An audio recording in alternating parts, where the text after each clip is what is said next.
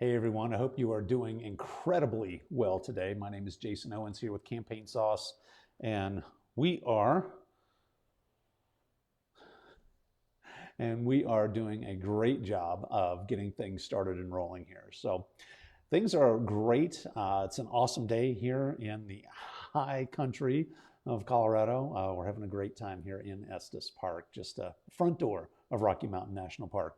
In today's episode, what I want to do is I want to walk you through the high-level details of really what it takes to use Facebook ads to populate your live event, to get people to sign up, to get butts in seats, to get people to buy tickets, come in, enjoy your show, enjoy your venue, whatever that may be.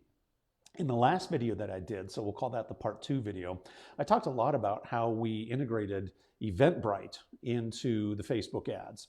So in this video, what I'm going to do is I'm just focusing on the Facebook ads itself. We're going to dive into the ad account. We're going to look at the campaign setup. We're going to look at the ad set setup, and we're also going to look at the ads themselves. So from here, we're going to go ahead and dive into the system. If you have any questions, either feel free to ask them here during the event, or of course, this will be posted out on different platforms. So just go ahead and ask the questions down in the comment area, and we'll get back to you as soon as we can. All right, so let's dive in. Okay, so here we have the outside of the ad account itself, which is just, it's good stuff. I'm gonna go ahead and get a lot of these other windows out of my way here so that I can see what I'm looking at. All right, so inside the ad account, we ended up running 3 campaigns here. We ran a campaign in January of 24, January 5th. We ran one on the 11th and ran one on the 16th. So let me tell you why we have 3 campaigns here. Frankly, we didn't know if this was going to work. At the very, very first time that we tried to launch this, we had no idea if we were going to sell even 1 ticket, right? So anyway, we did a lot of experimentation in here.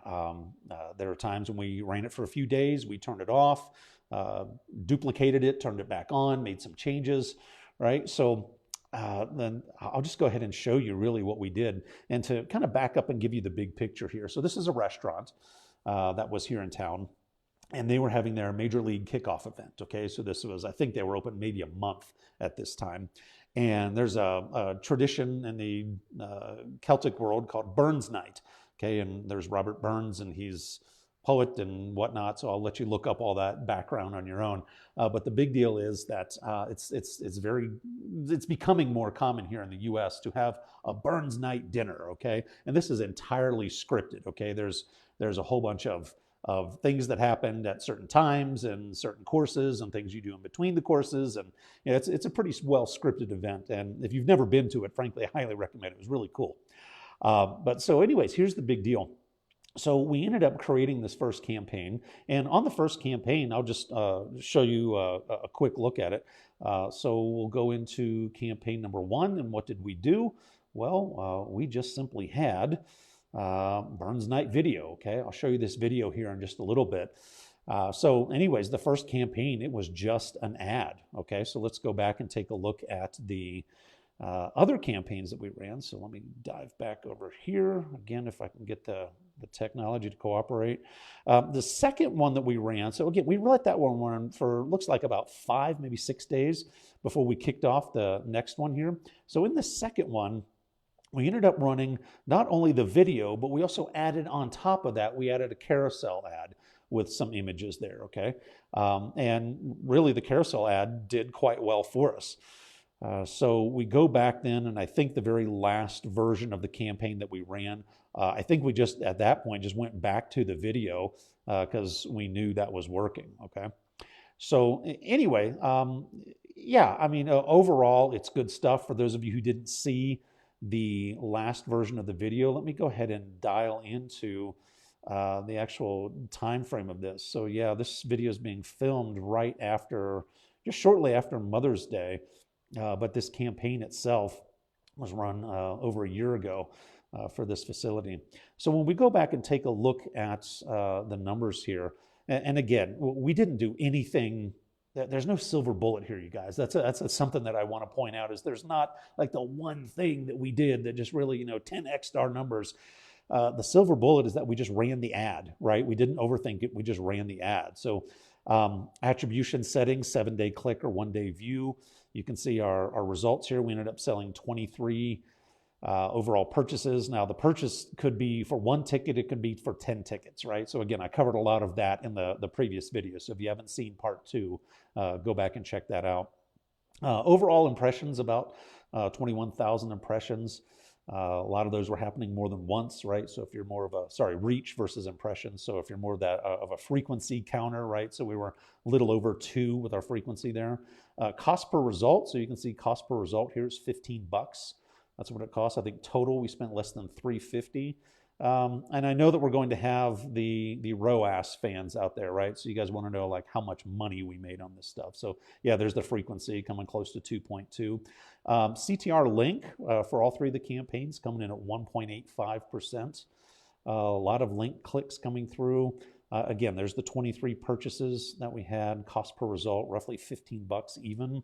ROAS, right? So an 8.98 ROAS. And again, covered a lot of these details at the high level in the last video, but just to get everyone on the same page here, I went ahead and covered that. So yeah, so a lot of good things happening here. And I think overall, these 23 purchases, I want to say that they ended up, it was a little over 2 tickets per purchase. So I think we had about close to 60 out of the 80 tickets that were sold for this event, I think came through Facebook. So we're really, really pleased with it. All right, so let's go into the ad set itself. Now, the ad set is identical for all 3 ads, so we didn't do any experimentation there. So let's go into the ad sets. There are a couple things that I want to show you at the ad set level. So we're going to go ahead into the edit of this guy because I want to show you a few things that we did on setup that maybe are a little different than maybe what you're used to. We did all just the standard stuff, right? So you can see up here that we said front range. So of course we're in Colorado, we're up in a mountain town. And in order for pretty much anyone to get up to us from like civilization, as we call it, civilization, like where the rest of the population lives, it's all up and down the mountain range here inside of Colorado. So that's going to be anywhere from Colorado Springs on the southern side of Denver, up to Boulder, Longmont, Loveland, Fort Collins, right? So we have this chain of towns and cities that are along the front range there. But yeah, we're just this little mountain town that's tucked away. And again, about the closest that you can get to us is about 45 minutes. So anyways, we're advertising all up and down the front range here. I'm just going to go ahead and spin through ad budget. You can see this one was $30 a day. I think in some of the other campaigns there previously, I think we were at $20 a day just when we were first getting started. So anyway, this is all good.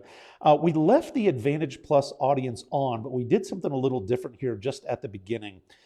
So again, let's go in and just look at the geography here, because for those of you who haven't seen this kind of thing before, it's fairly useful. All right, so we're going to go and zoom in on the areas that we ended up advertising. Okay, and you can see here that we picked 3, 4, 5 different geographies and just drew a 25-mile radius around them. So that gives us pretty good coverage again from that Fort Collins area all the way up to just shy of the border, all the way down through. Again, through the front range. And we were thinking that most folks are probably going to drive, if they're coming from out of town, most folks are going to drive somewhere in the neighborhood of an hour, hour and a half to come up to see us. So we didn't really see a whole lot of point in advertising south of Denver for this event. Again, this event took place in January, and if it snows, if there's active snow happening on these mountain roads, it can be a little dicey, right? So there's some people who just won't sign up for that kind of thing, right? They're just not going to come up to our mountain town in the dead of the winter. That's okay. But anyways, just to give you an idea. So we ended up defining a series of cities or series of towns, drew the radius around them, and that's how we ended up defining kind of our sweet spot. Now, of course, we left on like I said before, we left the Advantage Plus placement on. So in the event that Facebook says, yeah, but I know about this other pocket of people that may be interested, fine, Facebook, go do your thing, go sell like crazy. All right, so that's the first thing we did. Second thing, at the time that I did this, sorry, I'm getting ahead of myself. Age range, we just opened it up. Facebook, go do your thing. Gender, same thing, don't care. We have 0 custom audiences. I don't care about any kind of interest-based targeting. Facebook has a long history of doing interest-based targeting. Lately, not a fan. Used to be a huge fan of it. Lately, not a fan. Languages, again, don't care. Kind of the bigger change that I made here. This was still me at the time. Wasn't really a huge fan of Facebook doing placements. I just have a long history in the past of not trusting this. I've since changed my stance on it. But at the time, I said, hey, look, I don't want you advertising everywhere, Facebook. I don't want you throwing my ad budget all over the place. There are only certain places that I want you to play. So I like feeds. I like stories and reels, in-stream videos, because of course we're using a video here. Search results. Okay. I really wanted messages turned off, and I wanted the apps and sites turned off. For me as a marketer in the past, I burned a lot of money, especially on the apps and sites where someone playing a video game is accidentally going to touch my ad and then get counted for a click. They have, they're located in Chicago, right? They're not going to come over here for our dinner. So anyway, I just found that in the past did not really work for me. So I turned these guys off.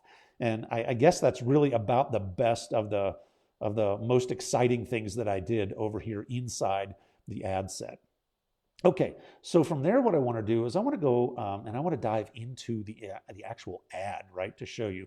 So I showed you before that inside these campaigns, we had videos and we had the one carousel ad. I'm going to focus right now on the video itself because, frankly, that's the one that carried the most of the weight for us. So anyway, I'm going to rewind here this video. I'm going to just play it through. It's like 30 seconds, so you can go ahead and get a feel for just exactly what this ad sounded like. So here we go. Join us Saturday, January 27th to experience the magic of a Robert Burns dinner at Twisted Griffin Irish Pub in Estes Park, Colorado. Savor the rich flavors of a 5-course meal while surrounded by the warm ambiance of our pub. Raise a glass to Scotland's bard with live Celtic music. Join us for an unforgettable evening of poetry, music, and Scottish tradition. Make your reservations today on Eventbrite or drop us a line at twistedgriffin.com. Okay, so you get the idea there. Big philosophy that I have when I'm just at the very beginning of running ads, and that is test everything, right? So as I showed you before where I did the deal with the placements, right? You might want to test that, okay? Maybe it'll work for you, maybe it won't. You saw what I did with the geography of having the series of towns with a 25-mile radius around them. Test that. Maybe that'll work for you, maybe it won't.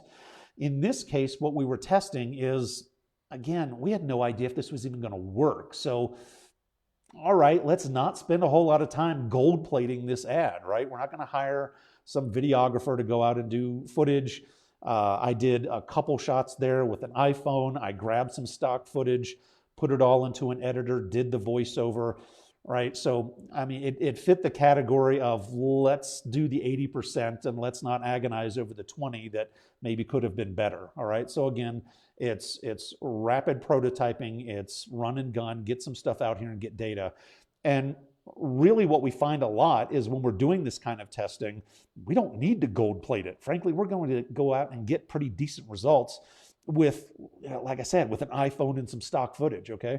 So anyway, the ad itself worked out fairly well. And there's nothing, frankly, really superific, amazing on this. I did not add any type of call to action button, or as far as calling or messaging me. Didn't do any of that on these ads. Again, in this case, we literally just had the one video. We just had the primary text. Okay, so since the time that I created this ad up till now, Facebook has come out with some really nice improvements, right? So of course you have a lot of the AI that's happening there in the background. If I had to do this campaign all over again, honest to goodness, you guys, I would probably use what's now being called a flexible ad, right? So they're no longer calling it dynamic. I would probably run a flexible ad. And after the flexible ad, I would probably put in 5 or 6 images, I would probably throw in this video. If we had a second video, maybe I would toss that in. I would put it all into one bucket. I would go ahead and I would go wide open. Maybe I would define it at just the state of Colorado. So I might not get very super prescriptive on all the different, the zip code with the radius kind of thing. So yeah, I would probably end up today, if I were running this same campaign, I would probably end up doing it as a flexible ad.